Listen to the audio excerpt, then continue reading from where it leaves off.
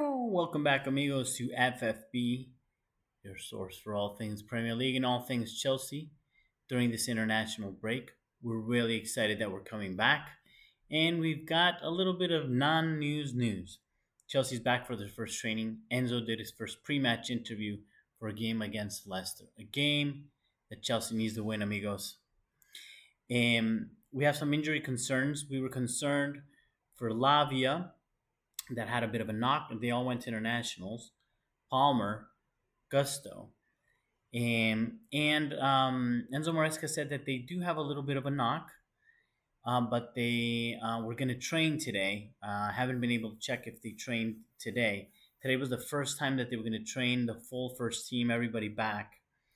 There were some tough games, guys, that I watched the CONMEBOL or the South American qualifiers that are really tough, heavy travel. Those of you who don't know, believe me, it's incredibly tough down there. And I know for a fact that Moisés Caicedo had one hell of a game. Went around minute 20.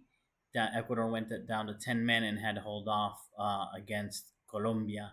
And they managed to pull off a win with an amazing performance by Moisés, but he's probably exhausted. And it turns out that all those guys seem to be fine, according to Maresca, at least for now. Maybe some tiredness. But that Reece James has a hamstring niggle issue, little something. Sound familiar? Terrifying, right?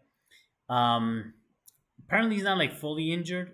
He's just saying it's a light injury, a light little pain, and that he's definitely not going to bring him into the squad, it seems. So that looks like Malo Gusto, which had a little bit of a knock, also coming into the game. Or we don't know if that gets bad. We know that that's probably going to be Desati. So those are the news so far in terms of injury in the pre-match. Now, let's talk about Enzo Maresca coming back to the King Power Stadium. And he returns to play his former team, Leicester, who are at the EFL. He got promoted this year, for those of you who do not remember. He was criticized, even though he got promotion. Funny enough, I did not watch the season. I couldn't speak to it. And there were many criticisms to him when he joined Chelsea, as we know, that he wasn't up to par, that he wasn't in the right league to manage a big team like Chelsea. We were traumatized a little bit still by the Graham Potter situation, and this was somebody coming from the EFL. And the comments that I would hear were mostly that Maresca would play a very offensive style of football, a highly creative, possession-based football that he wouldn't be able to pull off with Chelsea, and that it was, a given that they were going to win the league, and that, as a matter of fact, that they didn't do as well as they could have done.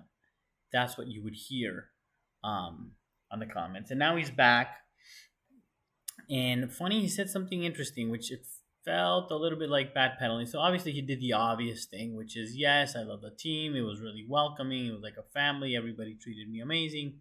All the good stuff you would expect him to do, to say, coming back to visit his last team, which seemed to have left on good terms. However, he said that, they asked him, do you have an advantage over Leicester because you kind of know all the players? And he actually said, no, it's the opposite. There's some concern because they know exactly the work we're doing, which kind of pisses me off a little bit, right? Because you would expect that, yes, there's a philosophy, and they compared him a lot with Guardiola in the past. And Guardiola had his thoughts, but there's a variation from what he did at Barcelona. There's like a broad sort of same play, but it wasn't like exactly the same, right? When he went to Bayern and then when he went to City, there's some ideas in adaptations that he's meant, what he's done with his wingers, inverting sometimes, what you saw with Stones, like some things repeat across the board, but not exactly the same. But he's sort of saying, yeah, Leicester know exactly what we're doing, and that he's starting to come up with some ideas, a little trickery. So Leicester sort of doesn't know exactly the game plan, and that's a little concerning if you ask me. And then some criticisms came to Chelsea's defense about Chelsea's defense, and actually, as fans, we've been feeling that, and there's so much talk about a new central defender, and that we're not doing that great defensively. And he said that only four teams have conceded fewer goals than Chelsea, which is that's not that bad in one sense, because the perception was worse, maybe because we're concerned with Sanchez and uh, Levi that we love, sometimes not having the greatest games. Uh, but a little twinkle in my eye came because four are the slots for Champions League. So being the fifth one is really not going to cut it, because then you would have to be the first or second in goals probably for that to average out and make sure that you ensure a Champions League position. So that was a weird thing to say, I think a little bit, but she's, I guess, just trying to say we're not terrible, and there's work to do to fix. Then there's some concerns in the midfield, mostly because, as I mentioned before, um, Caicedo had a hell of a game. Played with 10 men from the very beginning against Colombia, a game that entered Valencia, not related to Antonio. They scored an amazing goal. You guys should go watch it. I'll do separate, like, South American Comet Ball videos. But if you do an amazing goal against Colombia in Colombia, and Ecuador had to hold off pretty much for 70 minutes with 10 men. And as you can imagine, Caicedo is like the midfield monster leader in that team. And it was kind of butt kicking. And they were playing in the city of Barranquilla, which is hot AF, and high dehydration, and then, long flight back. So he must be a little exhausted. And then I'm not sure, I didn't watch the Argentina game, but obviously Enzo traveled with Argentina for their games. And so they're bringing up that, right? So what are you going to do about those two?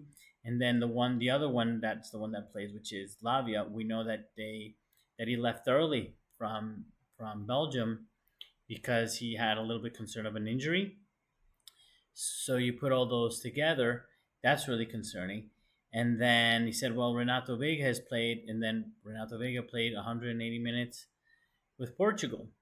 So I don't know if this is a little bit of excuse making, trying to pop up just in case. But yeah, there's some concerns in the midfield. And he was asked, so what are you going to do if these guys are like tired? And he brought up the Vega thing. And then he mentioned Cassidy.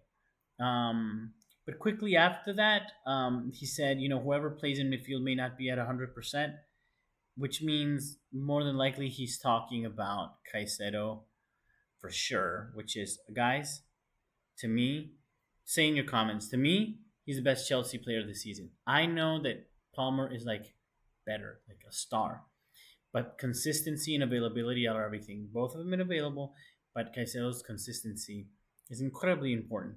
And I'm not gonna jump on that train because screw the other people that criticize Palmer for disappearing in big games. I'm not there at all, but certainly he has not been as prominent, and they've shut him down a couple of games.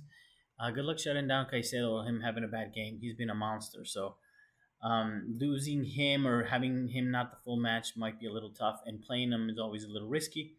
So having said that, he's making it sound as he is going to play Caicedo. Hopefully that's what he meant, and maybe Enzo. So expect to see absolutely some rotation in midfield. Um, let's see what happens. I'm still, they just had their training session today. They were going to have it, I'm assuming, late afternoon, and let's see what happens tomorrow. Hopefully, there's no updates on any other injuries and exhaustion. These guys could participate, but we are a little bit hurting, I think. Like I said, particularly in the midfield with our guys. And just to wrap up and sum up, the big news of the day. But is it really news? Is anybody surprised that Reece is injured again? Guys, tell me in the comments. Like, obviously, are you surprised? I don't think anybody is. Um, but tell me in the comments, do you think he's really going to come back, man? Because we haven't really brought him back, and there's already talk about his hamstrings again. I'm so scared and sad. It would be so sad to realize that this is a player that can never really be able to play properly again. Or maybe I'm overreacting. You let me know. So, guys, please tell me in the comments Please like and subscribe. Um, I'm just starting out the channel. I appreciate you guys' support to continue to do this.